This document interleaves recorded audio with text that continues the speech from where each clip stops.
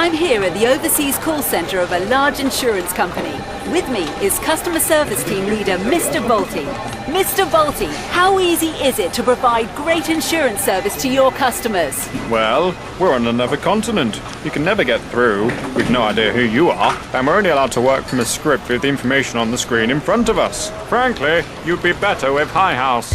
High House Insurance, your local experts. High House Insurance don't pay to be on comparison websites, so your premiums are better value. For a free, no-obligation quote, call Selsey 606 552. High House, local, reliable insurance. High Street, Selsey. This is Keith Barnes for Selsey Internet Radio. And in the studio now we have Lynn Reeve. Excuse me laughing, but we've been having a bit of fun, as usual. And Lynn's going to be telling us what's going on in and around Selsey for the coming week. Lynn. Yes, good morning, Keith. How are you? I'm very well, thanks. Good. Lovely day out there today. Well, you seem to be saying that an awful lot lately. I do, yeah. Do you think summer the might sun be shines upon us? wherever I am, Keith. Oh, well, it does. It does. On Tuesday the 9th of June, we're starting off with that one, the Selsey Visually Impaired Club are meeting again at Hanover Close Lounge from 2 to 4 p.m. You can get transport door-to-door for both meetings and outings with the Selsey Venture bus on 605115. Any further details can be obtained from Mrs. Judy Smith on 606995 or Mrs. Jill Erickson on 601628. I think that may be two meetings, 2 p.m. and 4 p.m. Is that what they're saying? Transport door-to-door for both meetings. So I think it's a 2 p.m. meeting and a 4 p.m. meeting. On Wednesday the 10th of June, Selsey WI will be holding their June meeting in the Selsey Town Hall, commencing at 2:15 p.m. If you would care to go along, you'll be made most welcome and contact either Pauline Bridger on 07760 126613 or Stella Christ on 603 221 for further details. Moving on to Thursday the 11th of June, the Selsey History Society with local history meet at 7:30 p.m. in St. Peter's Church Hall, where they will be welcoming Catherine Stay, who will talk about Graylingwell Hospital from years 1914 to 18. That's a very gloomy building, that, isn't it? When I worked at the hospital, we used to have to go in there. It does. You go along the corridors and you can imagine all those mental patients and the horrors that they must have gone through with electric shocks and things. And visitors are very welcome. For a modest £1.50, which does of course include refreshments. And shocks. And contact Secretary John Mason on 607 037 for any further details. But it is, when you go into the building, you just take a look at those long corridors. They look like something out of a horror film. It looks frightening enough from the outside. It does, yeah. It really does. You can imagine being tied down on a trolley and being wheeled through the corridor with the lights above you. I don't know, it's really spooky. Sounds like NHS to me. Spooky. Anyway, Friday the 12th of June gives you Selsey Horticultural Society, who are a group of people who enjoy gardens, flowers, fruit and vegetables, and who just really love growing things. New members are always welcome at meetings for just £1, and for further details, please contact Amanda Cope on 604 634. Again on Friday the 12th of June, the preschool group known as Sunbeams, and that's sweet, Sunbeams for babies, toddlers and carers, takes place during term time from 10 o'clock a.m. to 11:45 p.m. at East Beach Church in Marisfield Place, opposite the East Beach shops. Contact either 604 771 or 605 236 for further details. So that's for the Sunbeam group. On Sunday the 14th of June, Selsey and District Car Boot Sale is to be held at the Academy from 7:30 to 1 p.m. And on Monday the 15th of June, Selsey Cinema Club is held in the Selsey Town Hall and will be showing the film Trash. Now this is a Stephen Daldry film about two trash-picking boys from Rio's slums who find a wallet amongst the daily debris of their local dump. The doors open at 7 p.m, tickets cost £5, and the box office number is 605803. I wonder how much was in that wallet they found. I have to go and have a look. In fact, this week, the 1st of June to the 7th of June is actually Volunteers Week, Keith. Did you know that? I didn't. No, that's because hand in hand with the lovely award that the Snack Shack picked up from the Queen. That was quite fantastic, wasn't it? Very much. Yeah, very much. What's the word? I'm looking for. I've gone dumb. Appreciated. Appreciated, no. Deserved. Deserved, Very yeah. much deserved. They do a good job over there. They do indeed. But in actual fact, it was the 30th year of Volunteers celebrations, the 1st to the 7th of June, and Hanover Housing Association, who run the extra care needed home called Lapwing Court, based in St Peter's Crescent, on Tuesday the 2nd of June, arranged a thank you presentation for those volunteers who go down every week to arrange both games and arts and crafts sessions for the residents who live there. Kimberly Shackle, the estate manager, presented certificates to the volunteers, thanking them for their commitment and contribution as a volunteer with the Hanover Housing Trust, after which, in true Selsey tradition, tea and cakes were very much enjoyed by those attending. I was going to say, when do we get to the tea and cakes? We get to the tea and cakes.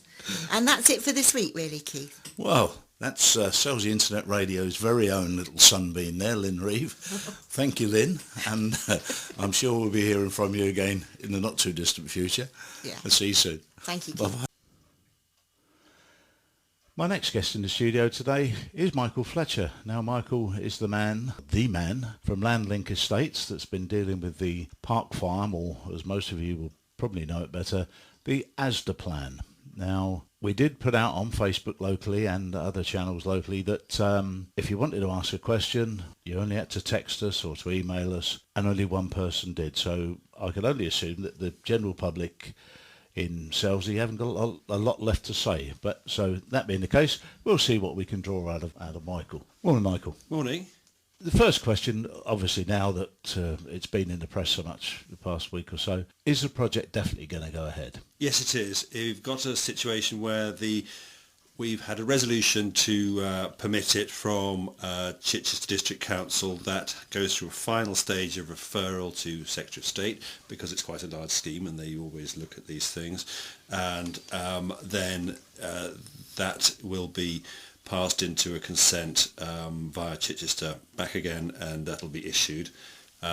We have a contract with Asda to build the store, and so as soon as we get a planning permission and agree the final items, which are the Section 106 agreement, which are the payments which go to schools, the police and everybody else who's due a sum out of it, then as soon as that's all finalised and completed, then we have a period in time in which we have to deliver the store to Asda.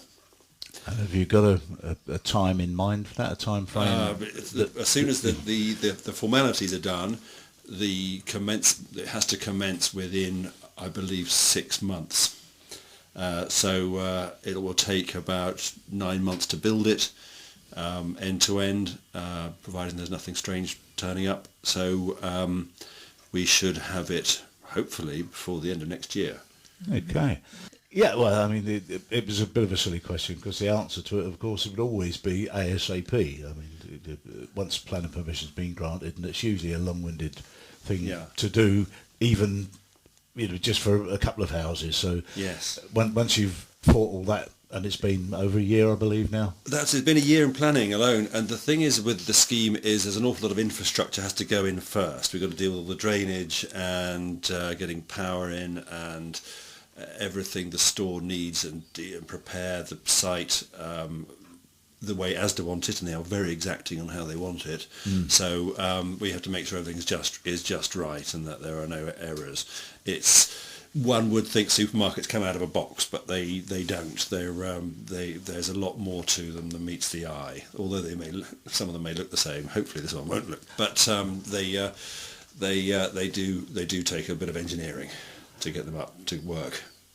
Now, I'm sure it's being pushed as much by Asda's as much as it's being pushed by Landlink Estates, but Asda's are a leading light in the whole plan. Well, what if they were to pull out? They can't. They can't pull out. No. I mean, I know this because we have a contract to build it for them, and they've got to move into it. Otherwise, they'll have an empty shop for 25 years. So, well, it's a question that has been asked, because recently there have been a number of cases, I'm sure you're aware, not far from here, at Witterings, where the co-op were going to knock down the Royal Oak pub and build a co-op there, and they've pulled out. They've said they're not going to do it. They still own the property. They haven't sold the property. They said it's not for sale. So it doesn't mean perhaps that they're not going to turn it into a co-op express, but they've pulled out of that. In Co-op's position, I wouldn't be that surprised because we're a little bit co-opted to death around this area. And how many Co-op local stores can you imagine in someone's business plan? I don't know. But there isn't an Asda for a long way. They see it as a good opportunity for them. We have asked all the other supermarkets, and that is the one that gave us the best delivery for the plan in terms of getting the petrol station, etc., because the other ones wouldn't do the petrol station. So I believe, yes. So there is an alternative, but it wouldn't be such a good facility. So we've got the best we can. They are going to do it. They're very keen to do it, and there's no question of them pulling out at this stage. They've got a contract, and What will it come will be first, delivered. Michael? Will it be the houses or the Asda? No, the Asda, because we're not permitted to build more than 50 houses before the Asda is completed. Right. So we'll probably, because we have an item to deliver to Asda, the store, and the petrol station. So that will all be done, and that requires all the basic infrastructure that the housing development needs. So we'll be doing all that first off, and then the store will be delivered, and then we can turn our mind to housing. So we're not going to build houses and not build a store, or vice versa, or anything like that. It's all going to be phased, because the housing will be built in sections of about 40 or 50 houses, something like that, maybe even less. And as we go, we'll get takers for the restaurant part of it, and hopefully the hotel and the clinic. There's a long-term plan for that, which I think is going to be quite interesting. Can't tell what it is yet 'cause I'm not sure myself, but there's a series of good opportunities could arise on that part of the development, but the housing is limited until the store opens, so you can't. I think that will reassure a lot of people, Yes. because I know I've heard the comments passed that, they'll build the houses, and then they'll just say, Asda's have pulled out and they won't build the store. No, it's the other way around. That's the first bit to come. That will reassure a lot of people, I'm sure. Yeah. You mentioned the rest of the stuff that goes with it, the hotel, the pub, the clinic. Are they as guaranteed to be built as Asda is, or are they? No, not yet, because put it this way, I haven't signed up a house builder yet, and we're looking at various options for that, because I've got a few fun ideas of my own, because we've only just got the consent, so we need to say, is getting one house builder to build as one the right thing to do, or do we put all the infrastructures and roads in and get several different building companies to take smaller things, and so you get a different variety, which is a bit more fun. And but at the end of the day, we've got to think about it as a business, and also make sure it gets delivered. So the hotel bit, not yet. I think those operators will be a little bit careful until the store is built, as will the restaurateur, etc., because they want to. They've always had a funny feeling about Selsey. They don't understand it, and a lot of people don't. But that's it. So they see a town of a certain size and a village and what have you, and they don't understand why there aren't already these things there. So to be the first, as I said, makes sense to us. Definitely. They've got the vision to do it. Yeah. And the others are going, oh, well, when they've done it, then we can come and do it. We'll see how it goes. And that's how it'll go. And then do you have any idea who the restaurateur is going to be? Or no, not I'm trying to get a good all? one. I want to get. I don't want any sort of. So it's on the market, ready for take. Is that what you're saying? It's sort of on the market. We're trying to actually choose one ourselves. Yes. I don't want any. I would rather not get anything like KFC's or McDonald's or anything like that. I'd like it to be more of a pub restaurant sort of thing. That would suit better, and it's got to suit everybody here ultimately. It'd be interesting to know what everybody wants. Maybe that's a good question to ask on the internet. Of all the restaurants, what do you like? And there's a lot of chains about, but they don't get it either. And I think we'd be better off going for something. We'd be interested to know what people want. Yeah. I think that's if there's a feeling about it, I would like to go to a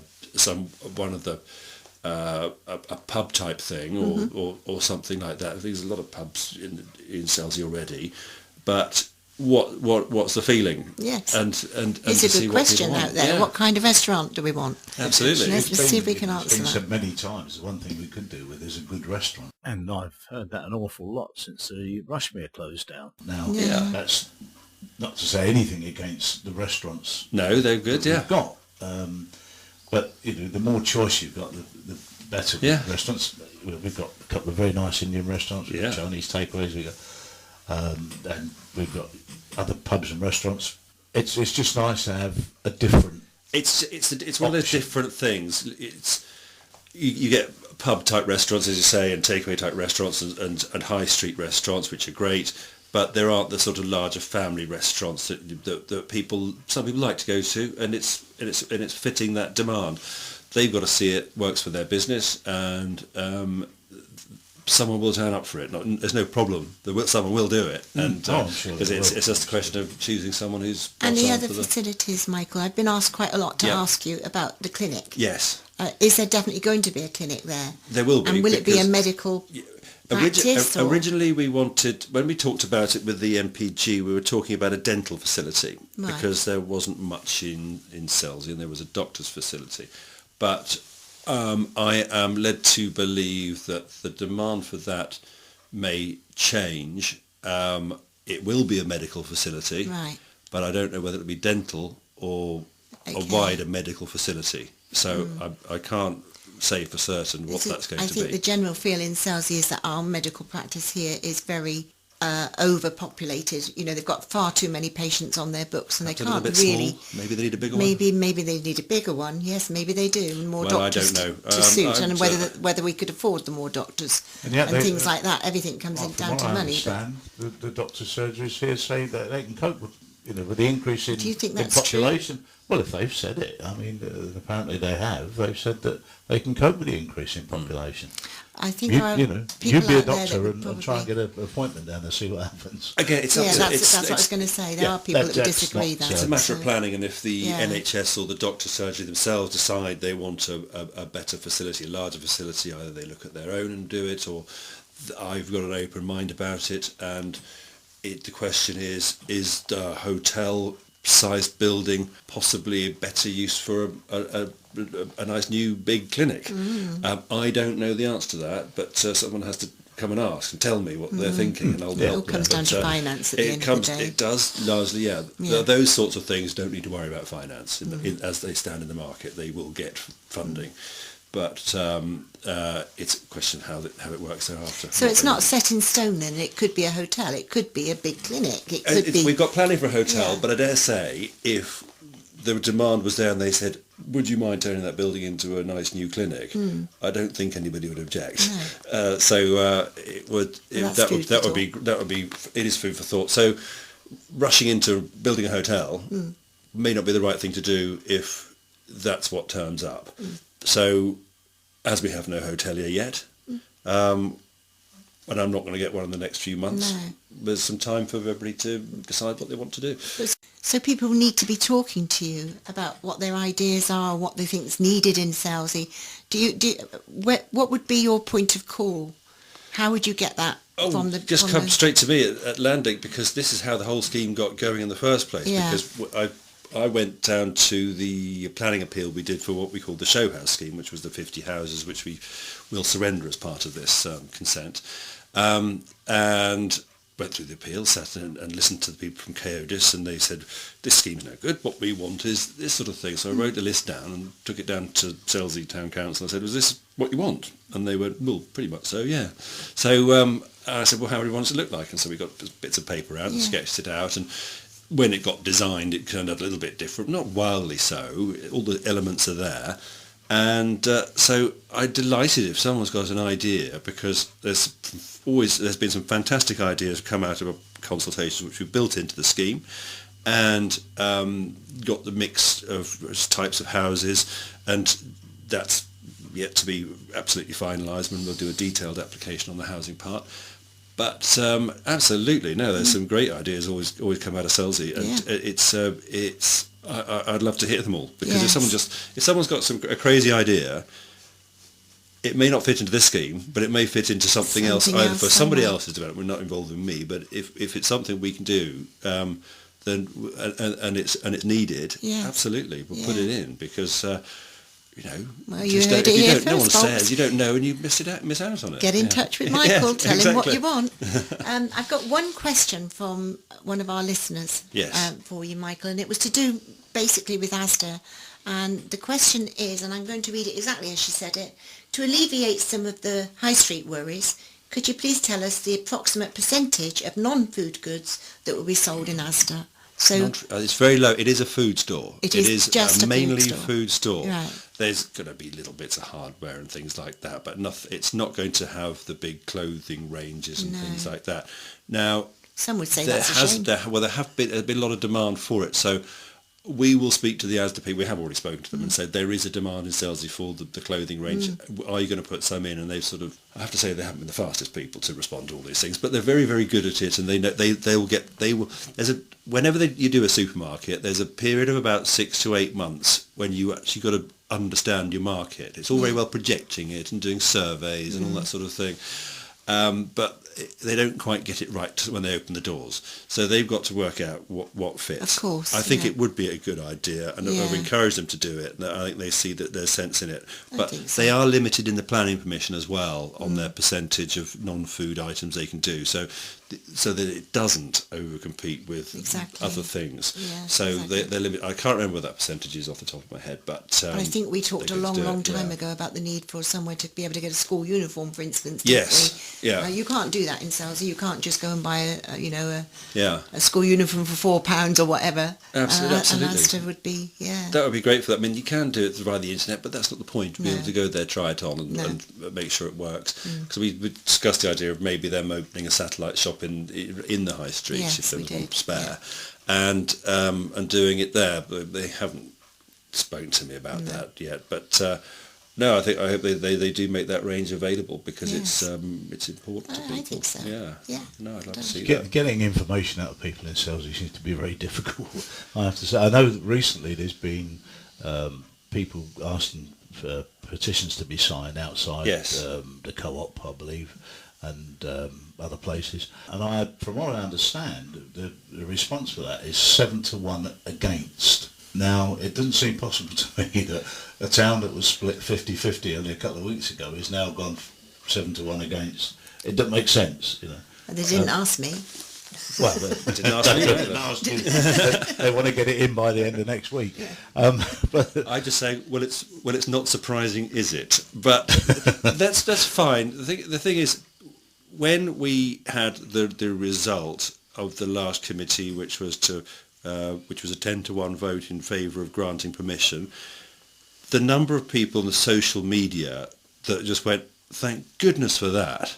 Firstly, the saga is not over in terms of administration, but also they go, great, we're going to get this thing, this is wonderful, and those people had hitherto been silent. You've got 12,500 people or so, and getting a few hundred to sign a petition, you could get a petition for anything. But unless everybody makes their view absolutely plain, and that's just doesn't happen. You have elections fought on something just over half of the electorate, and it's like with the local plan. It's in the neighbourhood plan that was criticised because only so many people responded, because people go, well, that's all right. I must ask you, I mean, Unless they object to it severely. At the planning meetings, that the objectors turn up quite regularly. You know, They do. And they do. It's very difficult to get You get any supporters supporters turn up. turn up? And this is what the surprising things about this scheme is. We've actually had supporters, because when you do a scheme of any sort, you just don't get any support from it, apart from the official support of the development people or something like that.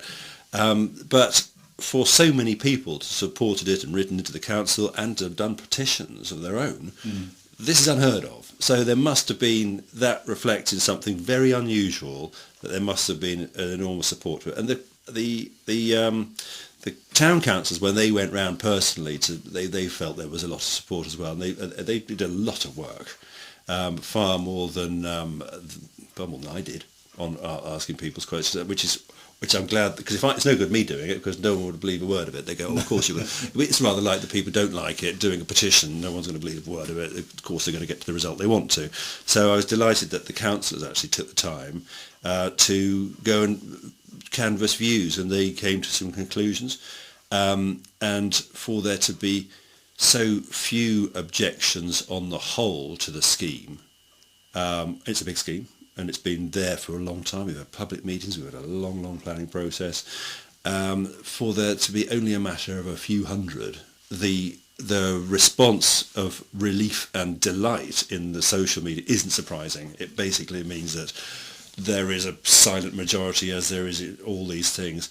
It's been planned, it's been advertised, it's been discussed, and believe me, I'm sure in Selsey if something was unanimously out of order, I'd have known about it by now, and I'd have had a very, very well, my house still got windows, and so I'd have known about it. Yeah. And of course, like all these schemes, people say, "Well, I won't use it. I won't use it. You know, we don't need it." And the proof of the pudding, of course, is the day the doors open and people go flooding in, and it'll be busy. Yeah, it'll be busy. I lived in Tetbury 15 years ago when they built the Tesco's, and Tesco's built a new store, and everybody goes, oh, I'm not going to use that. I'm never going to go in there.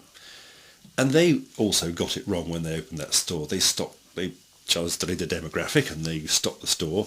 I wonder why few people came in, because they weren't selling all the things that they wanted to buy. They had to go far more upmarket for that. And the same will be true of Selsey. They've got a right balance to do, and everybody who said, oh, I'll never step foot in it, did. But because you aren't going to drive 10 miles there and back to go exactly the same in Windsor.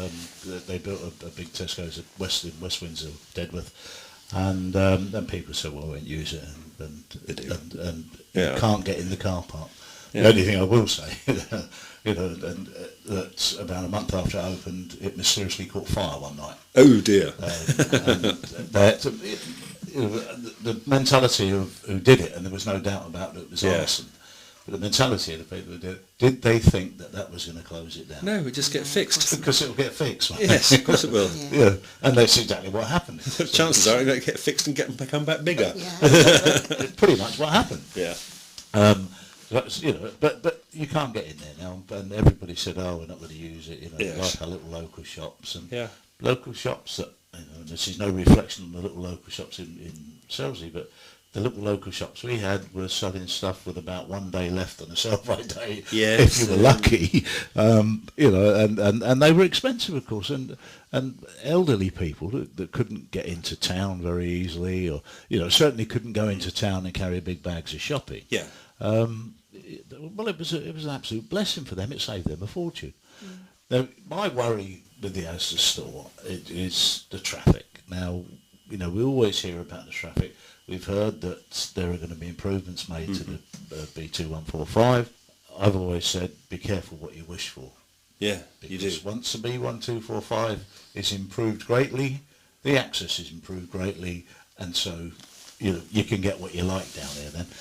But that's it. That's why we were very limited and went with West Sussex's recommendations for doing just specific things for exactly that reasons. And when we discussed it with Selsey Town Council, the immediate reaction is to say, well, wouldn't it be great to have a nice new road or a second road or something like that? And they went, well, exactly, be careful what you wish for, because infrastructure brings development. Absolutely. So it's sensible to have a soundly based and balanced development like this one, where it prevents a lot of traffic going on the road.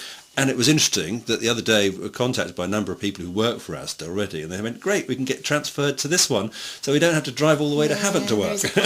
That's very good, but the only thing with that is, of course, is that are they living in Selsey? Because most people want the Asda development, of course, because it's going to produce jobs for people in Selsey. Yes. But if people that are working in Havant at the moment and perhaps live in Chichester or the other side of Chichester and drive to Havant, if they're going to come here and take the jobs, it's not really producing. No, they're people that any live in Selsey and work in Havant now. Oh, They're well, commuting to that's- Havant, so it'll save them having to go all that way to work. Well, yes, and I could understand why they would be happy. Yeah. Is it something like 400 jobs it's going to? Was it somebody said 400 jobs or something? It's about 80 people employed in the store, 70, 80 people employed immediately in the store. Yeah.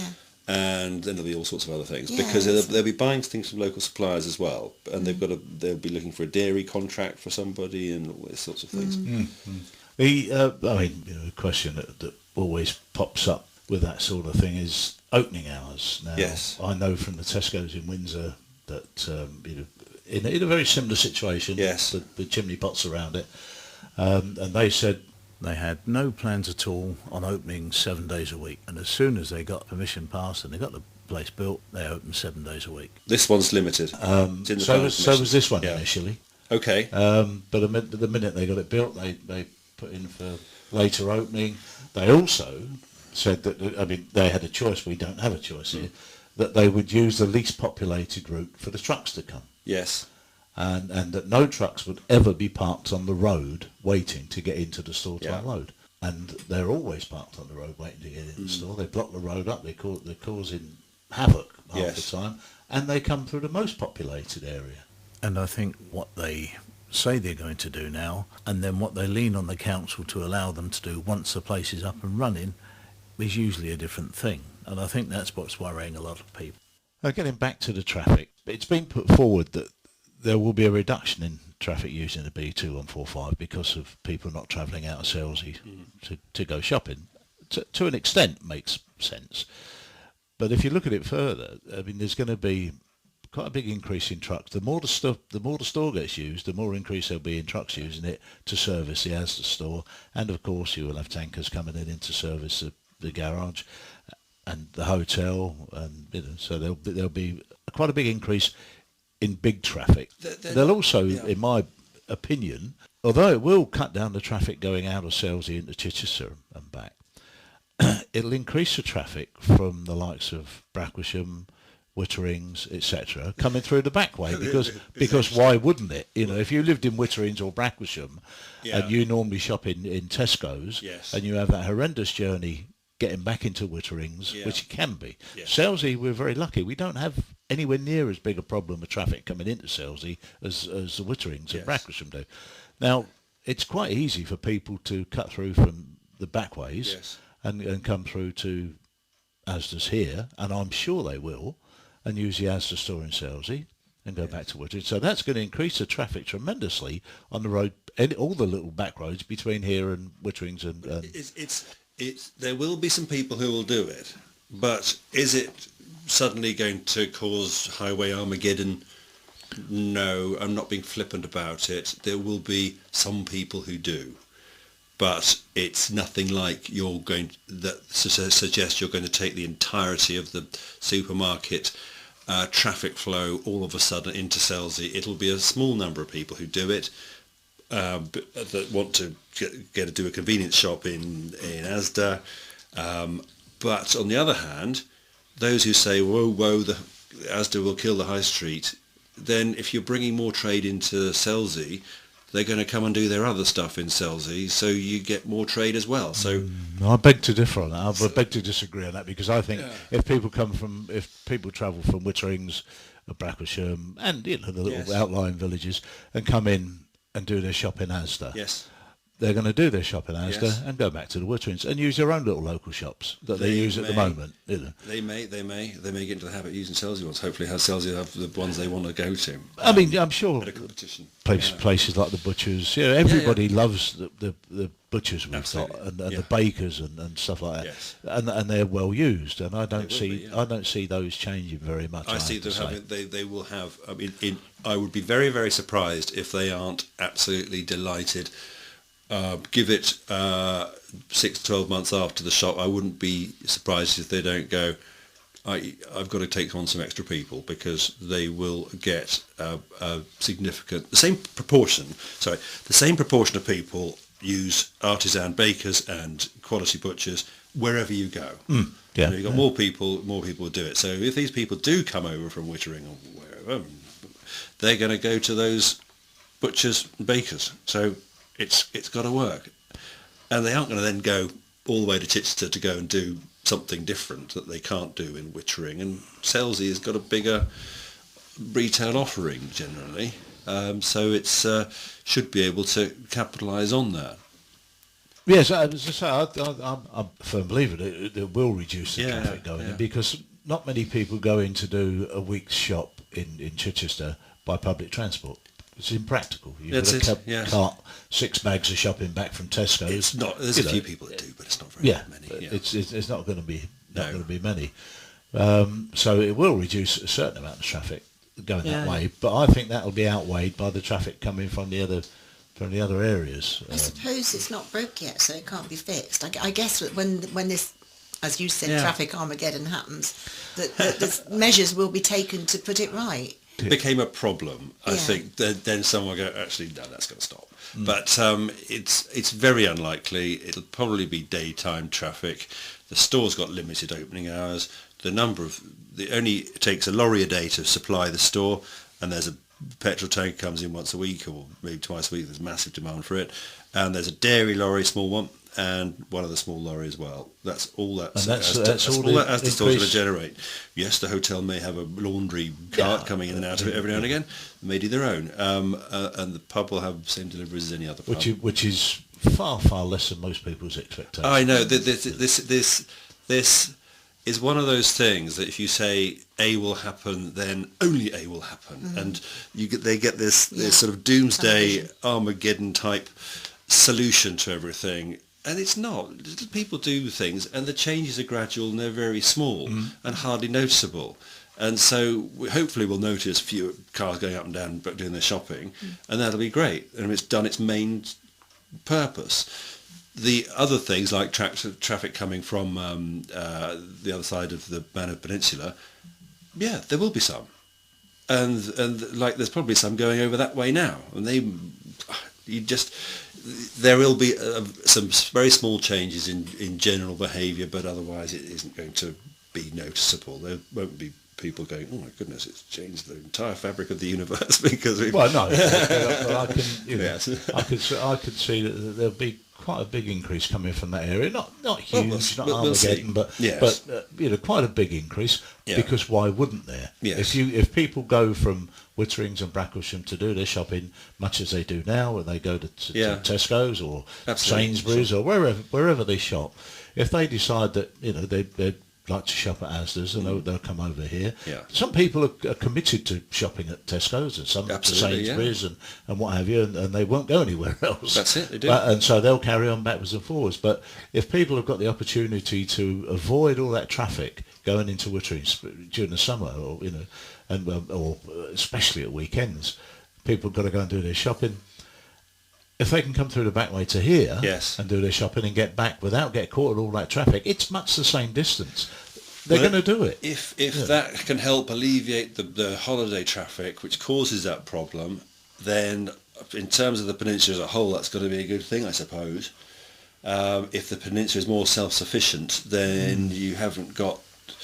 I don't know how it's going to pan out exactly, and I don't think anybody does. The highways people had their best stab at it, and they're pretty good at doing these things. Well, the whole thing's been done by experts, isn't it? Absolutely, and boy did they do it, and they did a fantastic job of it. It drove me nearly mad, but they at the end of the day, what came out of it, and particularly the work done by Dominic Smith at West Sussex County Council, did a fantastic job on this, and it was just amazing how well studied it was and how logical it all was, and they came to their conclusions. So what actually happens in reality, of course, will vary slightly on that, but not in an enormous amount. So they know what they're doing. I think the cumulative effect overall, in terms of how it affects holiday traffic, even on the other side of the peninsula, where if people are coming over this side, at least they're not going to clog up those main two roads coming into one side or the other. So the result has to be positive. But as he's right, we don't know until we know. Well, the only thing I could say to our listeners is and those that know whereabouts you live, and I mean area-wise, is to keep an eye out for a for sale sign going up outside Michael's house. Yeah, And if you see it, you'll know that he's expecting a lot more traffic than he's told us about. No. But I don't think that's going to be the case. I had serious doubts about this whole plan, and I have to say you've allayed some of my fears this morning, and I thank you for that. Any more questions? Anything else you'd like to add to that, Lynn? I have no more questions for Michael. I wish you all the very best. Oh, thank you very much. Yeah, I know you've taken a lot of stick along the way, and you must have a very thick skin.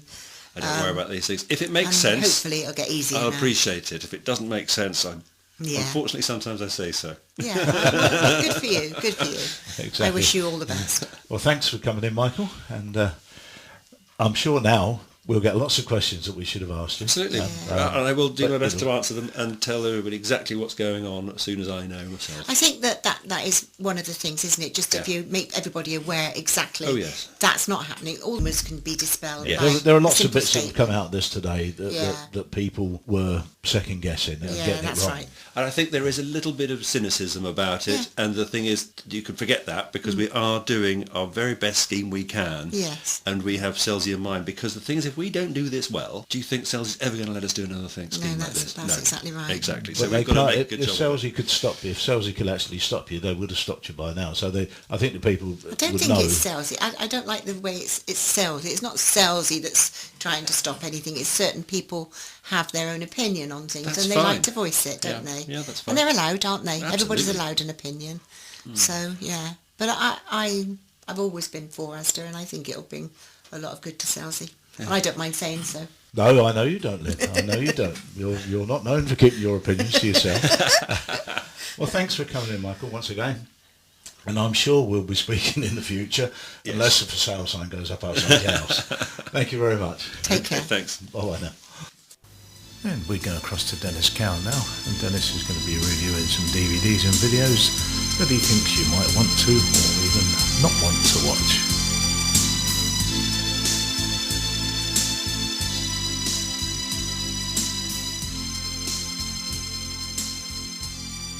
Welcome to Video Watch with me, Dennis Cowan. Once again, we will take a selection of old and new DVDs to review, good or bad. That's the way it is on this show. We have the top 20 list from Steve of Reflex DVD in Selsey High Street. And the DVD of the week is Parker, an all-action thriller starring Jason Statham, and this is kindly supplied by Andy Short of the Selsey Off License, where the wine is wonderful and the beer is beside itself. The first of the videos or DVDs that we look at is Stranded. This is a 2012 film starring Christian Slater. On its release, this film wasn't given much in the way of a review. Slater is best remembered for Name of the Rose. If you remember, he was a little young monk. But this was his early debut, and he was okay in that. He then went on to be in Interview with a Vampire. He was a reporter looking into vampires, and it was a very good film. But this one is a sci-fi offering, and it is one of the many smaller budget film roles he's been seen in. As sci-fi films go, it's not that bad. There is nothing new here since Alien, and it has its fair share of horror mixed in too. As a meteor crashes into a moon base, this brings something rather nasty that they have to deal with. So if you're in for that kind of thing, this is a 15 rated film. Something nasty there on the moon. There has been a film called The Moon. But anyway, Christian Slater does his best to keep this going. And then we come to Dark Skies. This is a 2013 film starring Kerry Russell and Josh Hamilton. This is one of those UFO films of visitation, as seen from the point of observers who come to the farm with cameras. Some are rather jerky, like we've seen in some of these flashback stuff and found footage. But this is okay in that department. There isn't too much of it. The trouble is with this film is that the alien effects are very dim and unclear, which doesn't do the film any favours. My own rating of this would be 5, but it's still worth a watch because it rises above many of the other dross UFO films. That is a 15 rating, and then we move on to a wonderful film called Life of Pi, 2012. This is quite superb. It's for adults and kids with some incredible effects. For those that have not seen it, which probably is only a few, this is in the Jumanji League, and story-wise, absolutely solid. Its premise is that of a boy and tiger, and this keeps you watching right to the end. This tiger has survived a sinking boat, which had zoo animals on it. It was bound for somewhere with the zoo. The boy survives by clinging to a rescue boat, which has come off the ship. And it's a kind of, it's actually not all that small, isn't the rescue boat? However, and it is soon joined by the wild tiger, which boards it, and they have to live opposite each other as they're tossed around over the ocean. And the tension of survival begins between them. So that's a very good one. It's a PG rated one, of course. We then move on to The Man Who Knew Too Much, starring James Stewart and Doris Day. Yes, it's an oldie film. This is an Alfred Hitchcock 1955 movie. It's in full colour and it fits the 16:9 ratio on the TV, so that means you get the whole screen. This is a thriller of the old sort, and the picture quality is excellent, though dated. Stewart is at his best, as the plot involves a plot to kill a dignitary, and the kidnapping of their young boy adds to this in the mix. So there's kind of two stories, but they come together, and it's got an excellent UK and US cast, and this again is a PG rating, so everybody can watch it. So if you like Alfred Hitchcock, this is a good one. We then come on to a film called The Guilty, and this is a 1999 film starring Bill Pullman, best known for Independence Day and Casper. Here he takes on the mantle of a lawyer, a top-rated lawyer, who rapes his new secretary as he gets drunk and afterwards realises what this could do to his brilliant career. She opts for blackmail, and Pullman turns to murder in mind and hires a hitman to take care of the problem. But this isn't the only problem, as the whole thing spirals out of control. If you've never seen this, then look for it. It's worth the effort. And this is a 15 rating. We then move on to the kind of horror creature stuff, and this is called Bait. And it's a 2011 film. Yes, another shark film with a rather preposterous plot. But having said that, it's got a good and well-acting cast, as they end up in a supermarket. Yes, a supermarket of all things, fighting off a shark. Yeah, that's what I mean about sort of a weird plot. How come a supermarket? Well, it's a tsunami causing the shore supermarket to be submerged, partially to, what looks to be about 7 foot. But however, put in a mixed bag of people, young up-and-coming stars, a villain, and angst, and it does entertain. But don't question the plot too much, and this is a 15. We then move on to Axe Giant, 2012. Creature feature, yes, bringing out that old TV star Dan Haggerty, who was seen with his bear in something called Grizzly Adams. This is a budget creature flick versus teens in the backwoods. Yes, one of those. They come up against a 15-foot giant throwback wielding an axe who kills people. What else? It transpires this giant, Paul Bunyan, was banished from a local village 100 years before. Some of the CGI effects are dodgy, and if you can get past that, then it's 86 minutes of fun with a good can of orange or something, or even worse. This is a 15 rating. We then come on to an early horror film. This is called Slash 2001, starring Steve Railsback, who was Ed Gein in a fine movie of a killer, a real killer, and he's also been in X-Files. This is surprisingly good for a slasher film, much in the vein of Children of the Corn. And yes, most of it features the cornfield, a scarecrow, and an old secret, centred around a rock band. Strangely for that, but there's not too much of the rock band. They're merely fodder. One member of the old MacDonald family is in that rock band and he's called back home, only to stir up something that should have been left alone as the killing spree starts. So that's worthwhile. That's a 15 one. So there you are on those. And now we come to the top 20 as supplied by Reflex DVD on Selsey High Street. And Steve has given me the top 20 as from the 1st of June. And we first go into the new number one, and that's American Sniper, which, as you'll no doubt know, it's much talked about. The actual guy was killed by a fellow army member. It's directed by Clint Eastwood,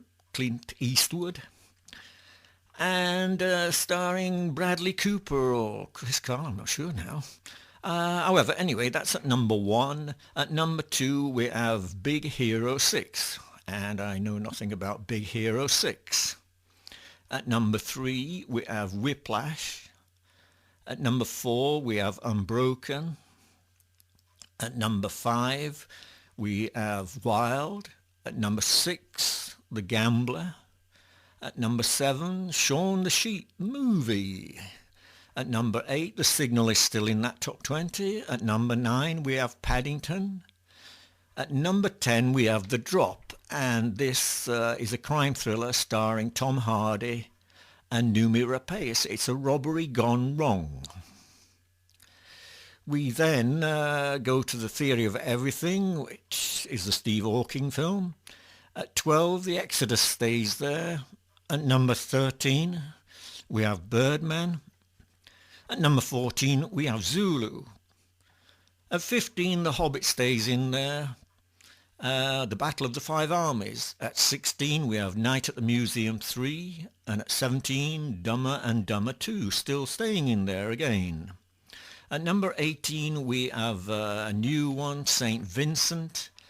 And St. Vincent stars Melissa McCarthy and Naomi Watts. And a woman leaves her young son with neighbour Vincent, who is played by Bill Murray, who is everything that Maggie doesn't want for her 12-year-old son, alcohol and gambling, etc. But it's very well played. And then at 19, we've got Horrible Bosses 2, which I have talked about. And then at number 20, we've got The Homesman. And this one is a Western, and it actually centres around a frontierswoman stumbling across a claims jumper. And this stars Hilary Swank and Tommy Lee Wallace. We now travel along the street to the Selsey off-licence and Andy. And he has supplied me with the film to review, and this one is called Parker. It's a 2012 film and a 15 rating. It's an action movie, and it stars Jason Statham and Jennifer Lopez. He's double-crossed by his own gang, and criminal Parker is out for retribution on those that left him for dead. Statham, alias Parker, lives by a code of do unto others as they do to you. Never rob poor folk, and don't hurt anyone that doesn't hurt you. So Parker, with Psychic Lopez, plans to make things right and hijack the old gang's heist, which is a jewellery heist, and that's just the start. Statham plays a familiar role, which comes as no surprise, but the characterisation is somewhat better, and following the plot yields a decent night's viewing. It provides the two female leads vying for Parker and leaves the viewer to question, what if? There's plenty of action, and Statham delivers.